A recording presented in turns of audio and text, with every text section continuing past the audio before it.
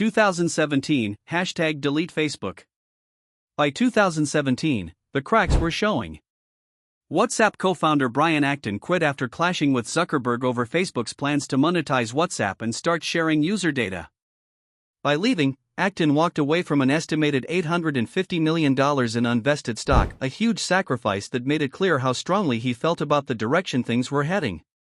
A year later, Acton became even more vocal, famously tweeting, "It's time. #delete Facebook."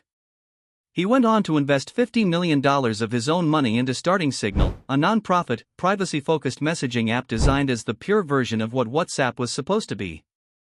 Zooming out, Brian Acton's story arc is incredible. He was rejected by Facebook, built WhatsApp, sold it to Facebook for $19 billion, stayed on as an employee, then left only to fund a rival app meant to stand against everything Facebook represented. He once described it as being David going up against the Goliath I helped create. His mission was simple: to build a product that truly protected people's privacy. So, what drove him to that point?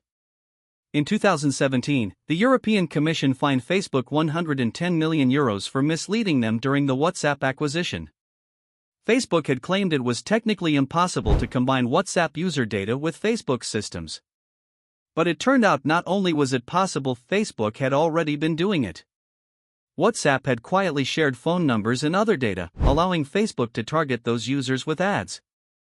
Acton later admitted that from the very beginning, Facebook's plan was always to link WhatsApp data with Facebook accounts to supercharge their ad targeting machine. Soon after, WhatsApp's other founder, Jan Koum, also quit. The final straw was Facebook executives pushing to weaken WhatsApp's end-to-end encryption to make monetization easier, something Koum, a staunch privacy advocate, couldn't support. More disturbing still, some believe WhatsApp's encryption might already be less secure than advertised. Reports suggest Facebook may be developing AI algorithms that scan content before encryption. If true, messages are analyzed and moderated before being sent, meaning that end-to-end encryption might just be an illusion. Acton later reflected on the experience with brutal honesty, saying, "I sold my users' privacy. I made a choice and a compromise, and I live with that every day."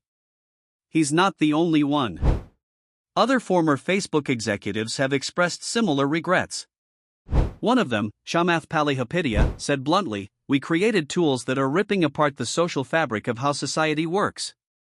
Looking back, Facebook buying WhatsApp was always going to lead to this clash. Facebook is one of the world's biggest advertising platforms, driven by data. The WhatsApp founders, on the other hand, were privacy activists who despised ads. Maybe deep down, they knew how it would end the moment they sold to Facebook. But when someone offers you $19 billion for an unprofitable app, would you really turn it down? Present day and the future. Let's revisit the main question: how does WhatsApp make money today? In the beginning, their revenue came from a simple $1 annual fee. Later, they relied on investor funding before eventually getting that massive payday from Facebook. But now that Facebook owns WhatsApp, how exactly are they monetizing it? Is it just about collecting our data, sharing it across Facebook's ecosystem, and targeting us with ads? Not entirely. One of WhatsApp's new revenue streams is WhatsApp Business, a service that allows businesses to connect with customers for support and updates. Companies like Netflix and Uber have already started using it. Interestingly, WhatsApp earns money if a business doesn't reply to a customer within 24 hours, essentially charging them for late replies. While this shows potential, let's be honest, most of us haven't even used this feature. It's unlikely this alone will make WhatsApp profitable anytime soon. With the $1 fee gone, WhatsApp is now exploring what it once promised: to avoid ads. In fact, a spokesperson confirmed plans to introduce ads in the status section, ironic, considering WhatsApp's old blog post proudly claimed, "We don't sell ads." Still, the real value of WhatsApp to Facebook isn't ads, it's data. It's about deeper integration with Facebook, Instagram, and other platforms. In 2021, this sparked huge privacy concerns when Apple's new rules forced WhatsApp to disclose the kind of data they collect and share. The list was extensive: your phone number, profile photo, name, status, login activity, contact list, purchase history, device info, IP address, location, and more. Initially, users had to accept this by February 8 or lose access to WhatsApp. Later, after backlash, they pushed the deadline to May 15th. But the policy didn't change, just the deadline. Here's the kicker, this wasn't even a new privacy policy. WhatsApp was already doing it, the new rules just forced them to be transparent. So, why do people still trust WhatsApp? The truth is, they don't. But most people simply don't care enough about privacy to switch. Reddit threads confirm it, top comments are full of "No, I don't trust them," but leaving isn't easy because of the network effect. One user put it best. By the time Facebook bought WhatsApp, everyone I knew was already using it, even for work.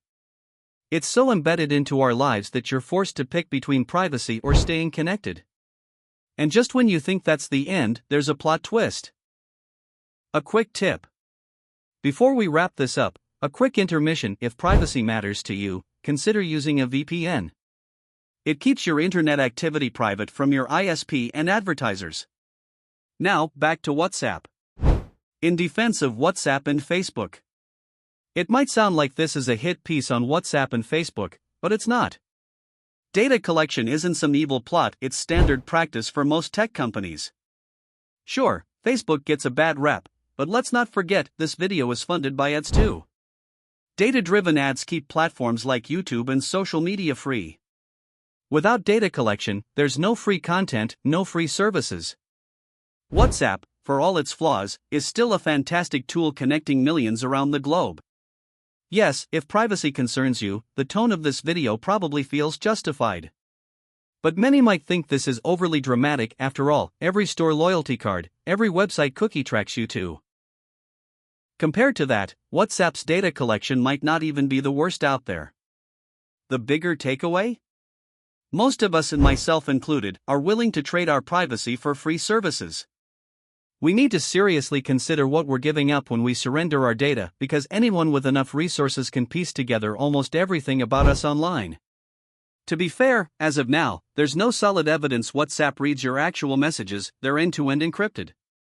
Should you delete WhatsApp? That's up to you. Some people have switched to apps like Telegram, though ironically, Telegram isn't end-to-end encrypted by default, making it less secure in some ways. If privacy is your priority, Signal, created by WhatsApp co-founder Brian Acton, might be your best bet. It's non-profit, open source, backed by a billionaire, and even endorsed by Edward Snowden and Elon Musk. Ultimately, it's about what matters most to you.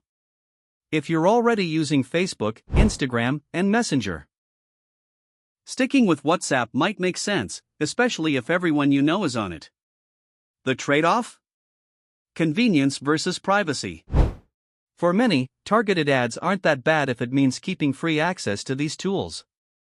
Whatever you decide, the key is to be aware of what data you're sharing, because the more connected our lives become, the more important that knowledge is. And remember, if you're not paying for the product, you are the product.